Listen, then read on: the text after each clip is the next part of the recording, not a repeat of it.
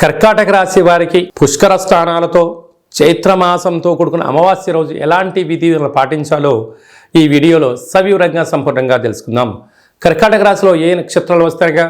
పునర్వసు నక్షత్రంలోని చివరి పాదం 4వ పాదము, పుష్యమీ నక్షత్రంలోని 4 పాదాలు, ఆశ్లేష నక్షత్రంలోని 4 పాదాలు కలిపితే కర్కాటక రాశి. చాలామందికి పుట్టినటువంటి కాల సమయంలో డేటా ఆఫ్ బర్త్లో లేనటువంటి ఏకైక కారణం చేత పేరు యొక్క మొదటి అక్షరాన్ని అనుసరిస్తూ ఆ రాశిని తెలుసుకునే ప్రయత్నం చేద్దాం. ఏ అక్షరాలు అన్నట్లయితే హీ, హూ, హే, హో, డా, డి, డు, డే, డో అక్షరాల వారందరూ కర్కాటక రాశి జాతకులే. కర్కాటక రాశి యొక్క అధిపతి చంద్రుడు.